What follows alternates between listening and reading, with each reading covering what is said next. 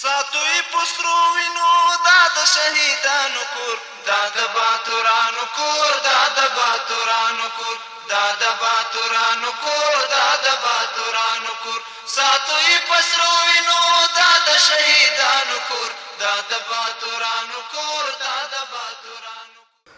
د ننګرهار والی په مشرۍ اداري ناسته کې د عدالت په تامین انکشاف او ښې حکومتولۍ بحث وشو.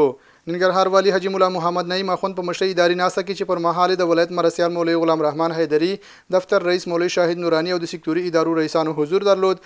د خلکو سر او مال ساتنې، د عدالت تامین، انکشافي چارو په ښې حکومتولۍ بحث ترسره او لازمې پریکړې وشوې.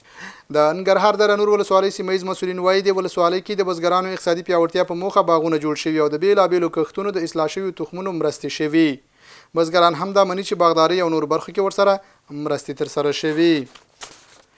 د ننګرهار روداتو ولسوالۍ اوسیدونکي وایي د ولسوالۍ کې د مخابراتي شبکو فعالیت کمزوري او د انټرنیټي کڅوړو بیې لوړې دي. دوی له مسؤلینو غواړي چې د مخابراتي شبکو خدمات قوي او د فعالیت ساحه پراخه کړي.